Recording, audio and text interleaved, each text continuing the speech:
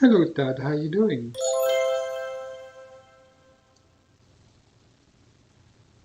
I assume that you can hear me.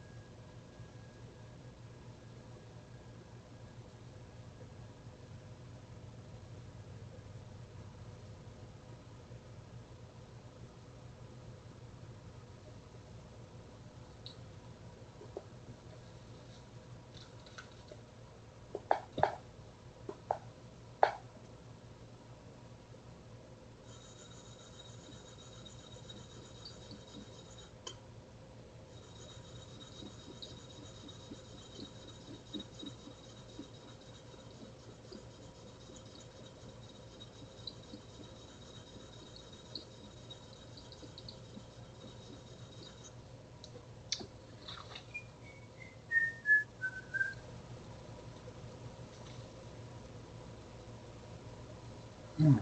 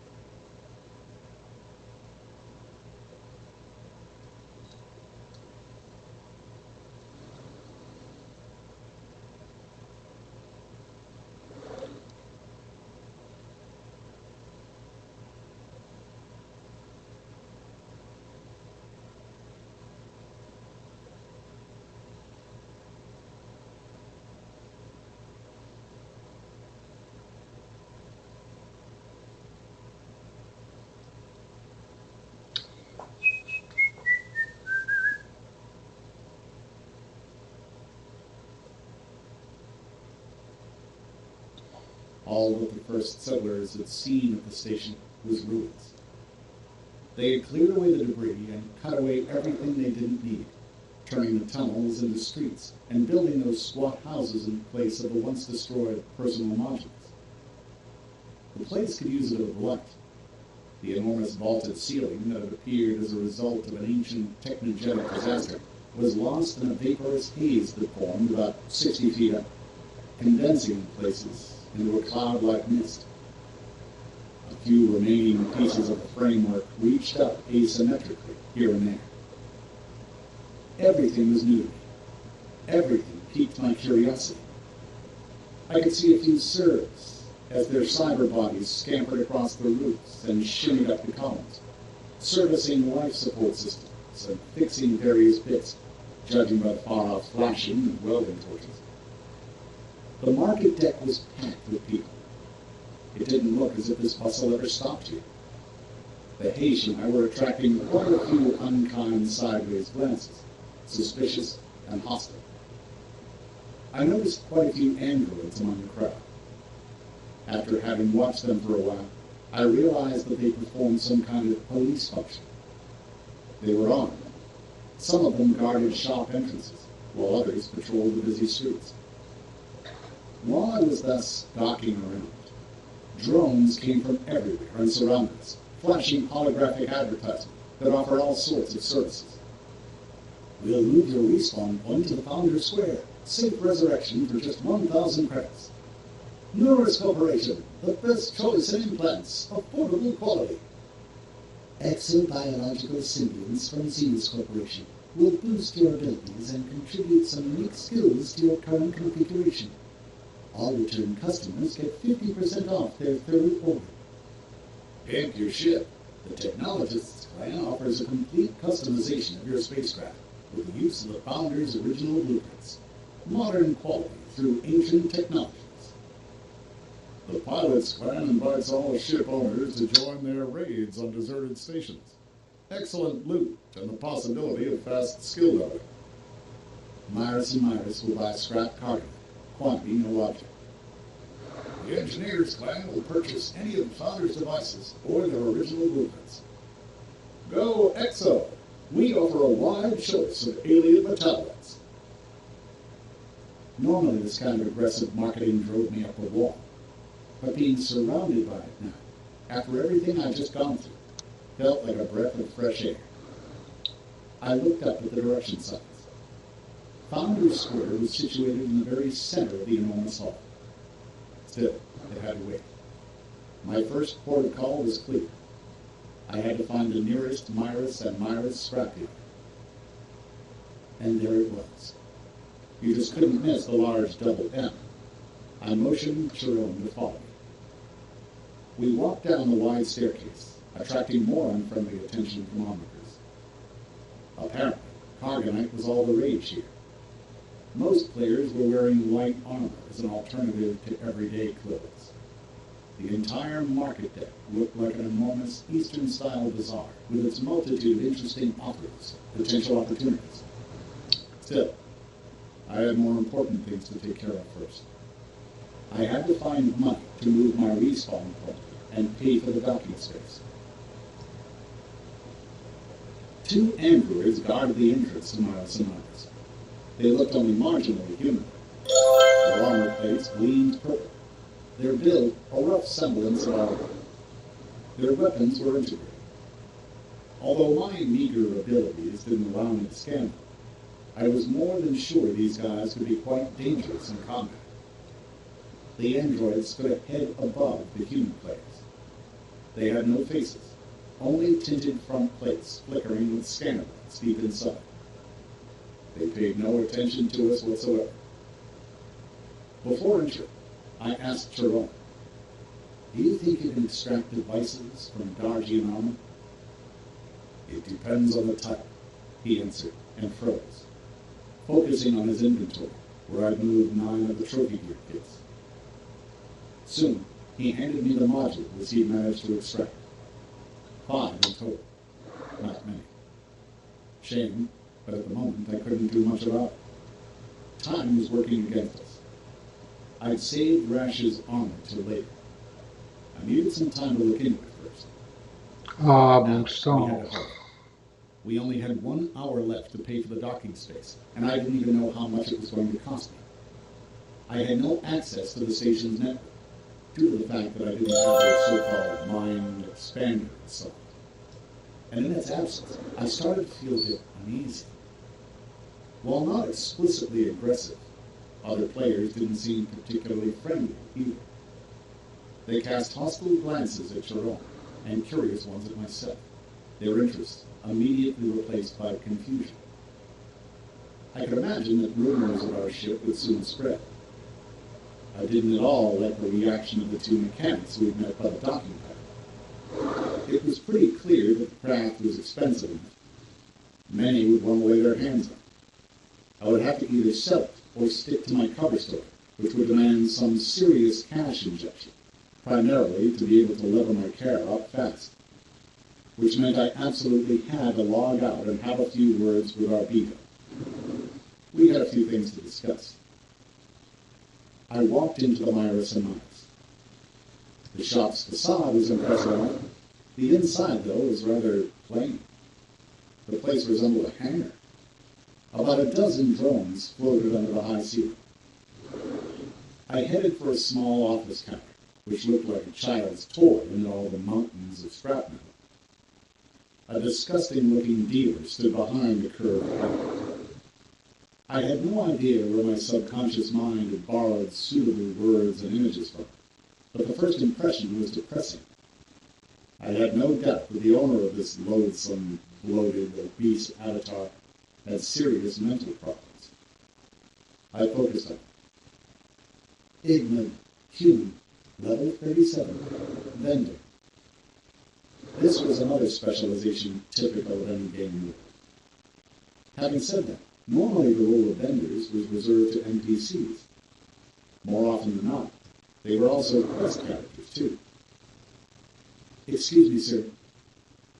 I humbly tried to attract his attention, while thinking that I hadn't yet been given a chance to create my own character. What would I see if I looked in the mirror? The thought made me uncomfortable. My interface tabs only showed a symbolic human outline. What kind of appearance had Arbedo chosen for me?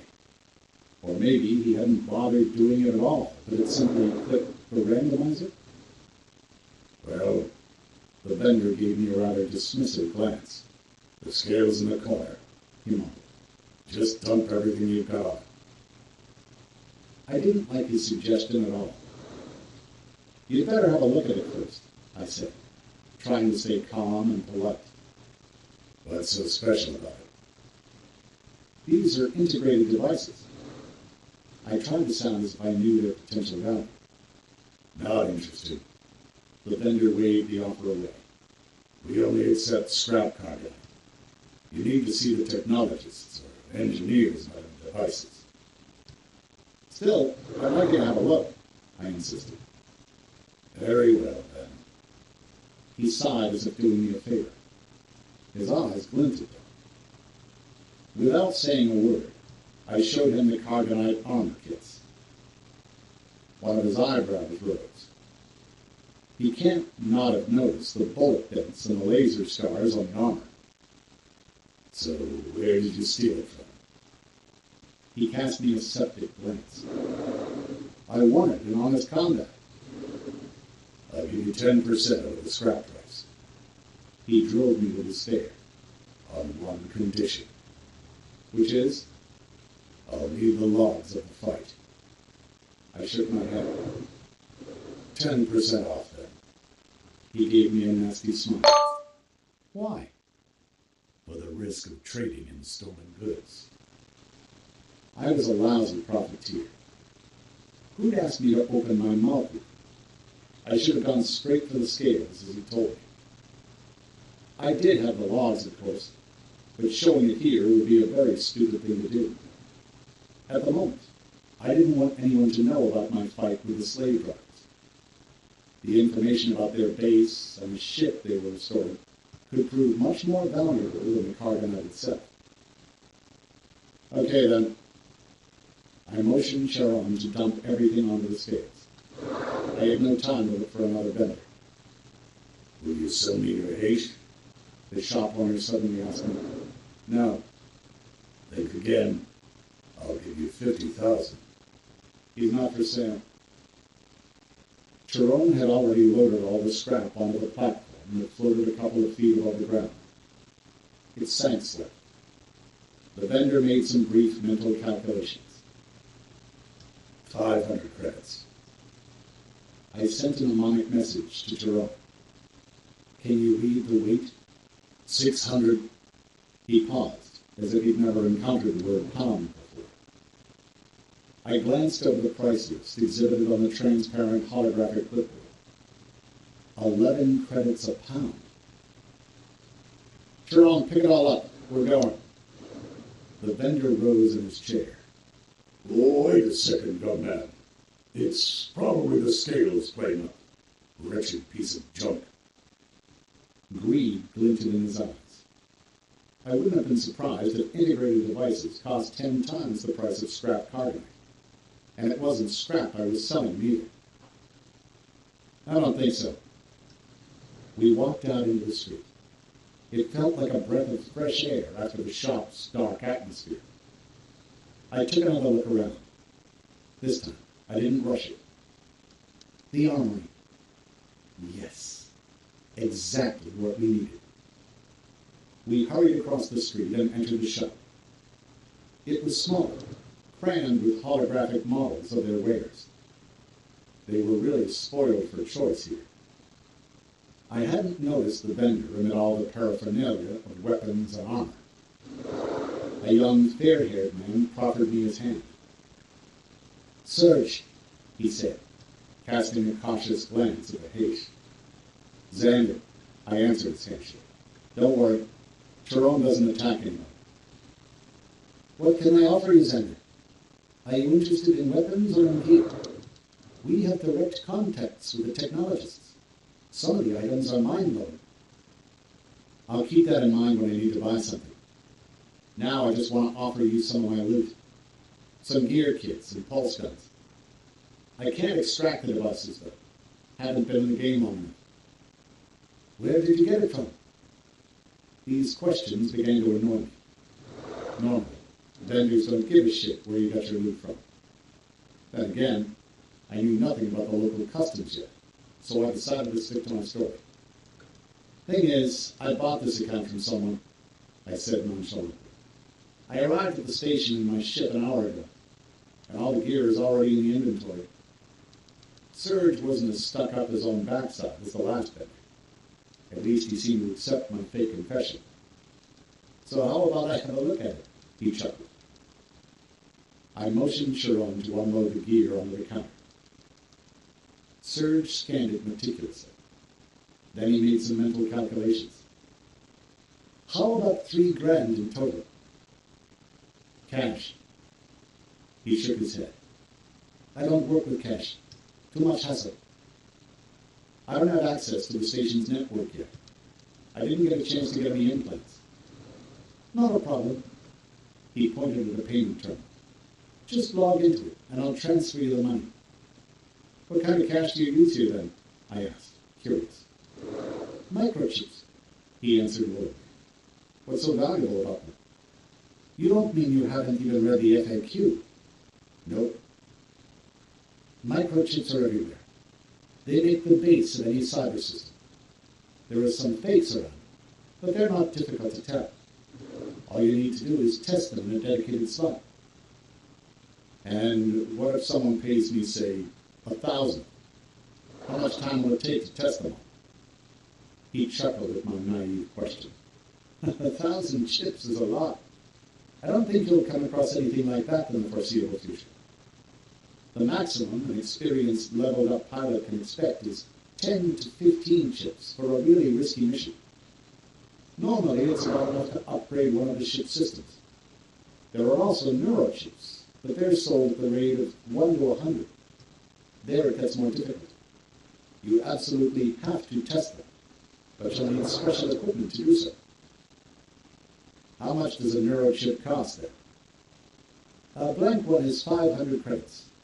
A pre-recorded one depends. And those with the founder's software may go for tens of thousands. I see. Listen, I still need to pay for the docking space. Can I do it from here? He nodded. I should install some implants pretty quick if I were you, he added. You can't really function without them, even the most basic ones. Or you risk being forever stuck at the schnood stage. No one will want to deal with you. They'll charge you more for the docking and offer less for your loot. You really have to look sharp here. He opened some kind of list. Was it an inner or outer docking pad? What's the difference? I didn't even need to pretend. I honestly didn't know. The outer docking pads are the cheapest. He seemed eager to teach me the ropes. Think for yourself. About a third of all defense systems still aren't functioning. So who's going to meet the intruder in case of an attack? Evidently, it's the pilots docked on the outside. They're the first to reach their ships and join the combat. They have no choice. But if you're safely docked inside, that's a totally different ballgame. Then it's up to you whether you join in or not. Most likely, they'll offer you a one-off station defense contract. I see. No, I'm docked outside. Hello, Pigeon. How you doing? How much do they charge for 24 hours? 100 credits. For free, basically. I'm going to pay it from your account in a moment. How much do you plan to afford? 3 days, maybe? Then we'll see. Make it a week. First, because there's a discount. Second, because if you do install some implants, you might land in a clinic for 5 days at least. Agreed. Is the station attacked often, then? He shrugged at the question. virtually every day. Nothing serious, really. Between all those Dargians, Werongs, Kamresh, and the outlaws, there were plenty of takers. Normally the pilot's clan handles them no problem. But if your docking pad happens within the attack code, anything can happen. If you don't make it there in time, or you don't launch, or you fail to engage, they can easily seize your ship, especially the outlaws. They have some top hackers there. They'll take your ship and you won't even notice. This didn't sound too optimistic. I see. How much does an inner docking space cost? 500 credits. A bit pricey, but safe. Who are the outlaws then? He cringed. Humans. A bunch of scumbags. Some have problems with the law. Others have dodgy implants. A lot are said to be on Exo. I sensed a badly concealed fear in his voice. They have their own bases within the asteroid belt. Are there many major attacks? I tried to milk him for as much information as I could. Depends. Last week, the crafters got it pretty bad. A month ago, some Dargians and Werongs landed in the deserted sectors, trying to get to the oil. And he lowered his voice. They say there's been a few recent sightings of phantom raiders. Who the hell are they? Phantoms. Surge answered meaningfully. The word says it all. They appear out of nowhere. Some say they arrive from another star system, even though the technologists and the engineers swear that a warp drive just can't be built. Where do they come from then? He shrugged. No one knows. We've never managed to get hold of any. When critical, their ships either disappear or they self-destruct. Depends on your luck. What's the difference? You'll know it when you see it.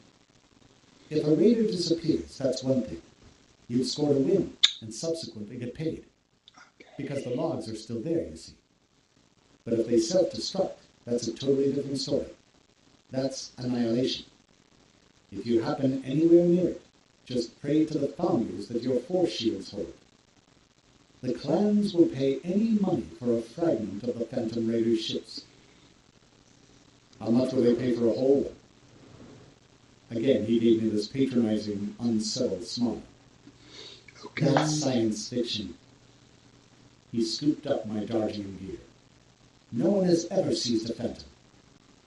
One thing you need to remember. If a general alert is sounded, get up and run for your ship. If a pilot fails to show up, they will confiscate the ship and throw the pilot out of the station. Through the airlock, without a spacesuit, to a respawn purgatory in a vacuum. Is it so bad? Where the Phantoms are concerned, yes. We can't survive otherwise. He pressed a few buttons. All done. The docking space is paid for a week. You've got 2,300 on your account. Come back when you want a gear change. I will. Sharon and I walked out of the shop.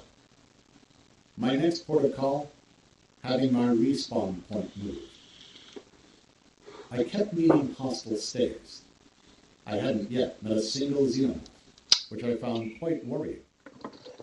The passers-by glared at Sharon with undisguised hatred, followed by looks of surprised disdain directed at me. I hadn't yet worked out the reasons for such animosity, but it would probably be better for us to finish whatever else we had to do quickly and find a place to stay.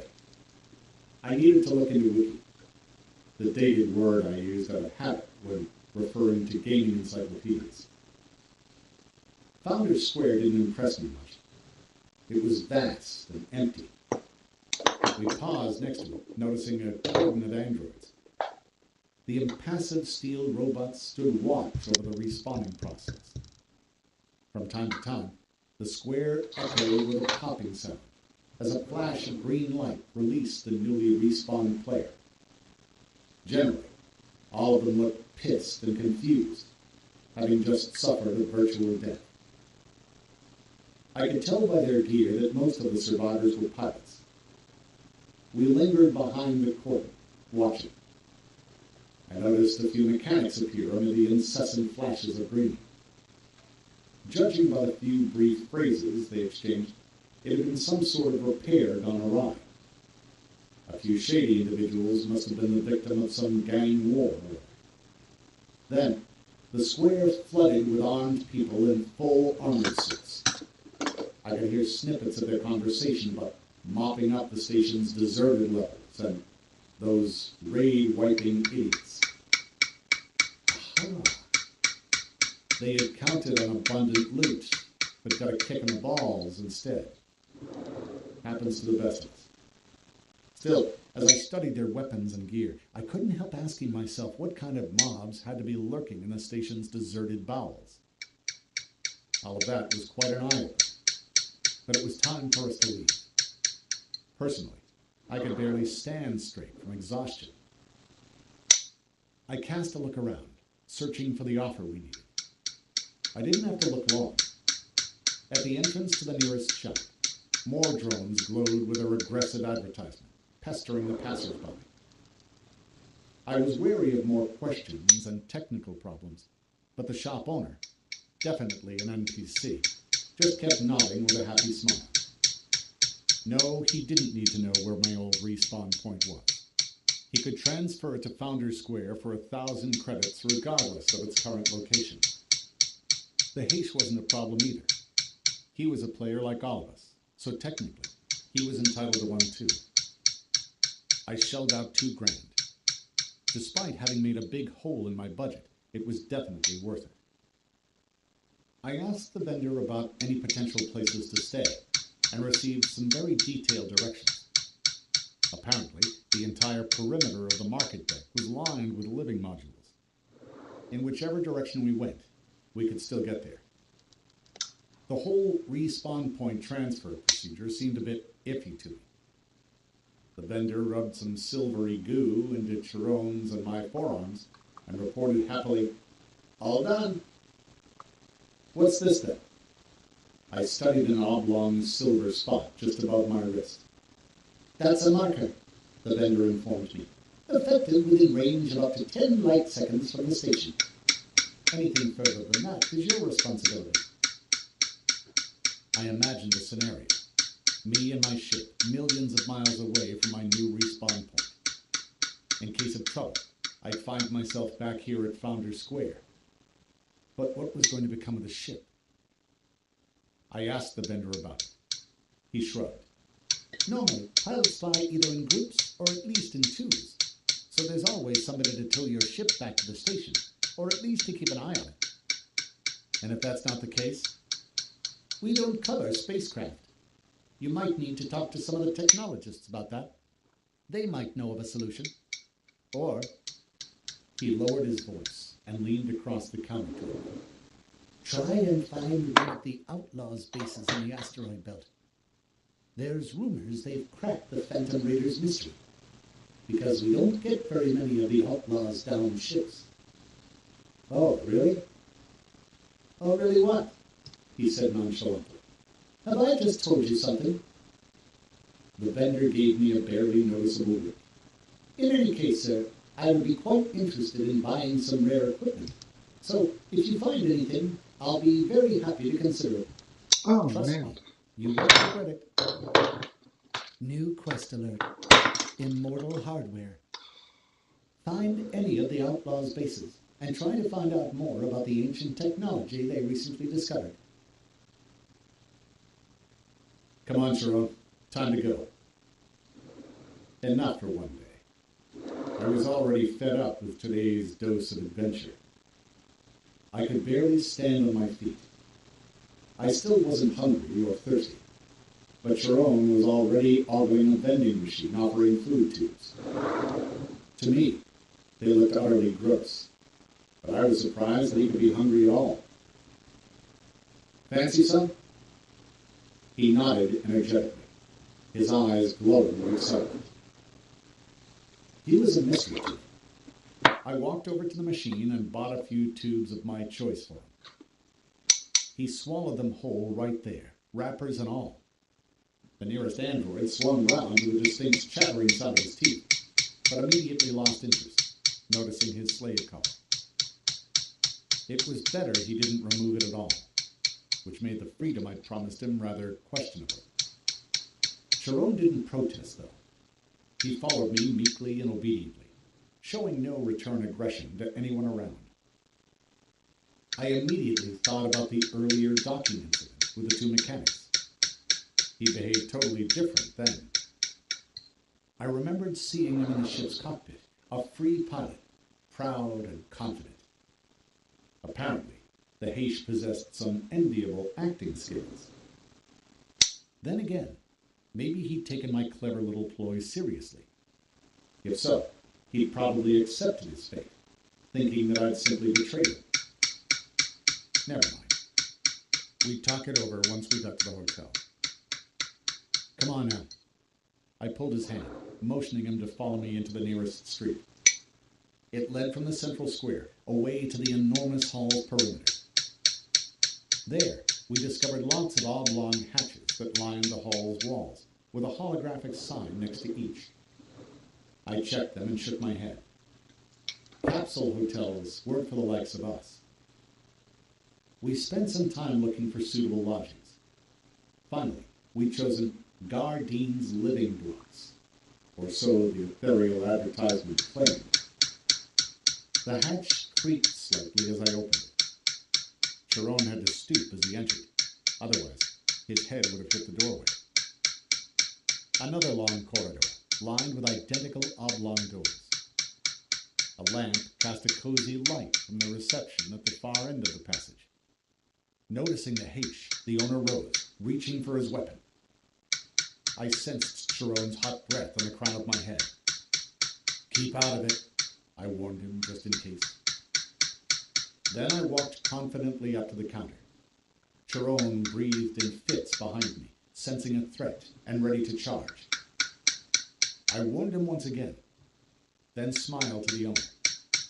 "How much do you charge a night, sir?" 20 credits. I thought it said 10 by the entrance. "You can be thankful I'm letting you in at all." His cheek twitched. He eyed the Haish. "Doing your bit of exo-harvesting?" I shrugged, making it clear it was none of his business. "Agreed.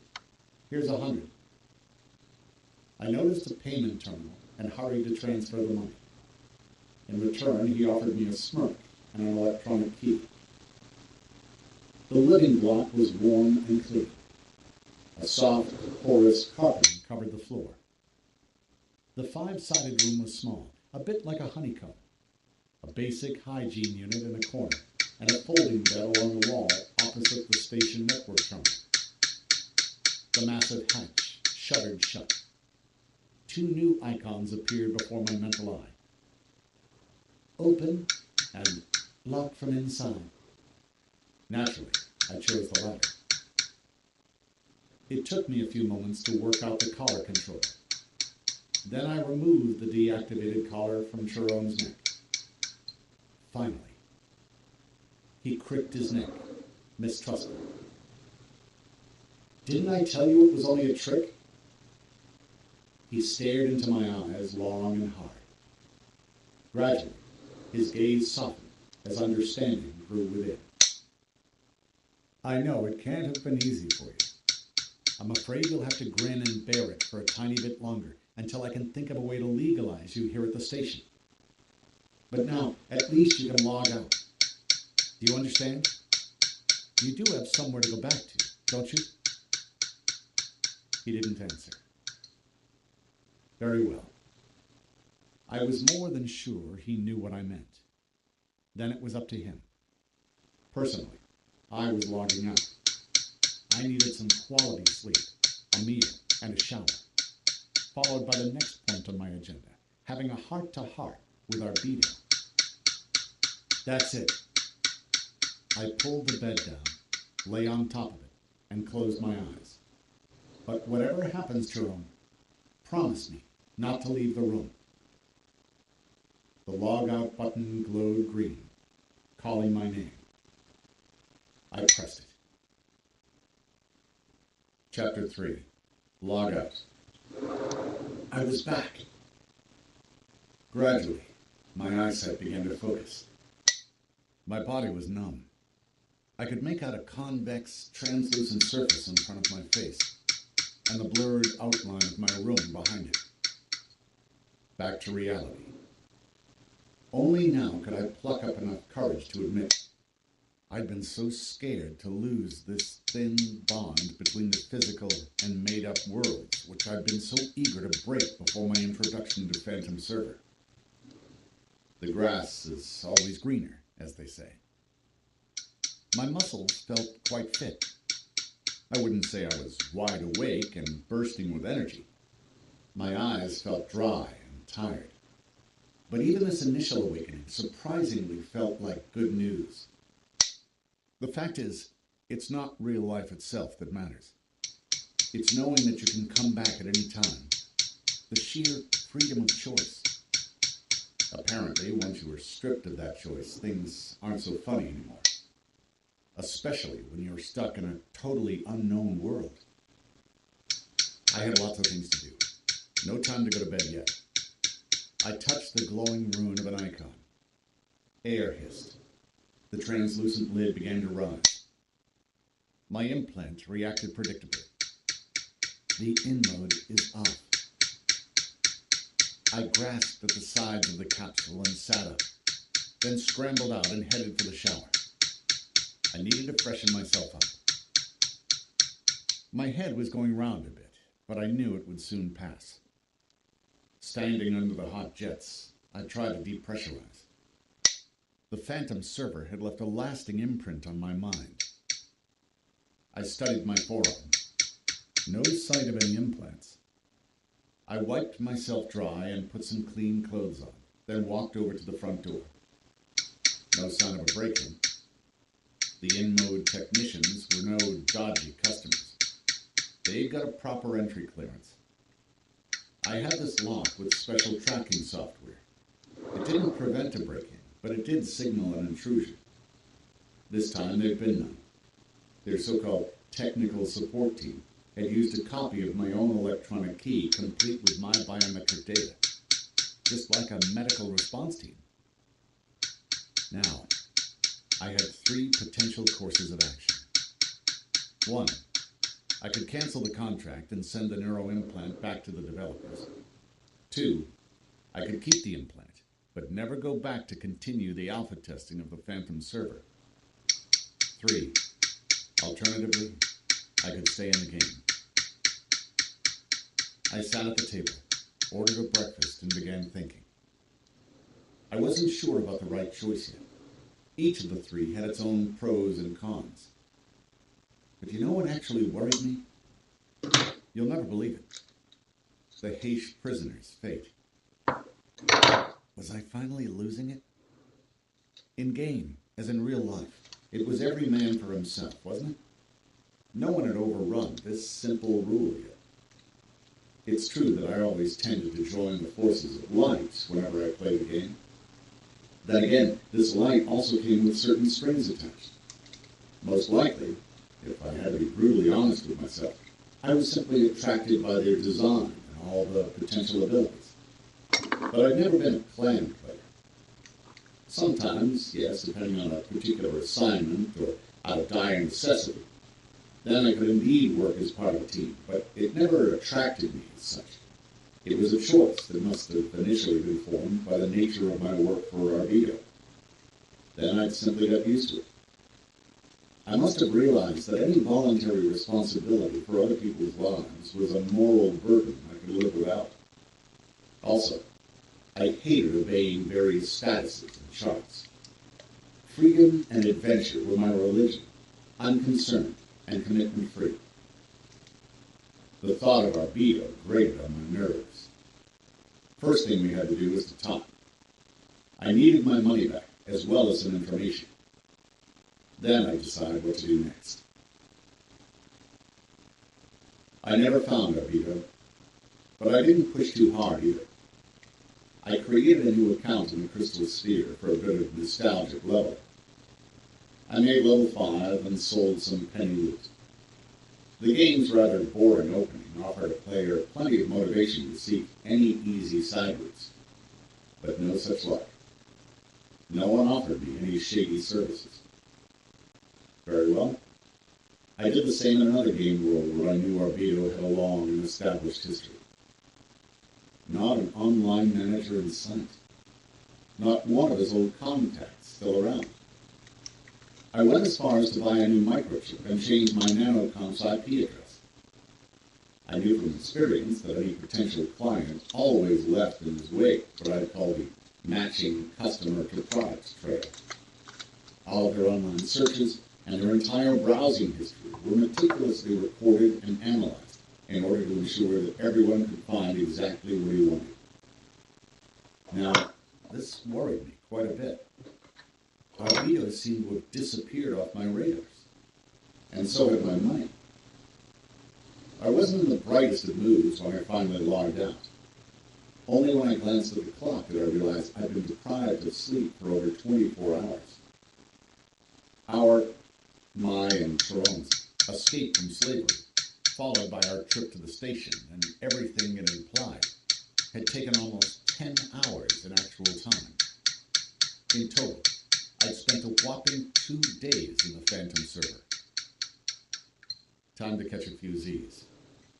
It never pays to make important decisions while unable to think straight.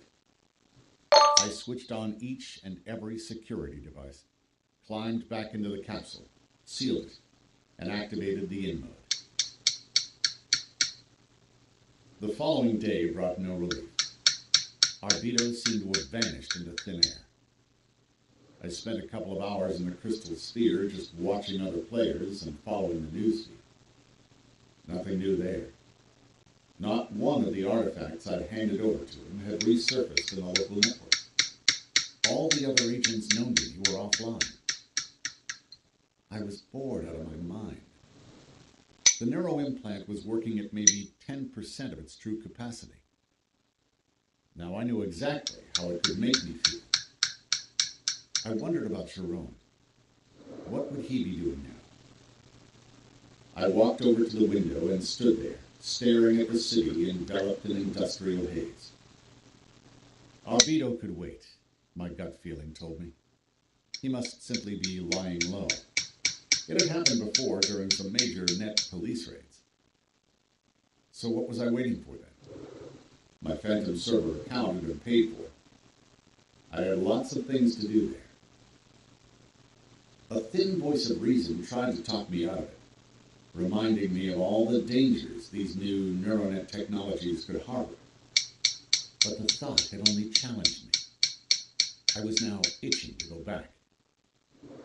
Surely I'd be able to raise some money to have those implants installed, and I wasn't going to let them catch me so stupidly the next time. I was desperate to get back now. The miserable cityscape behind my window annoyed and frustrated me.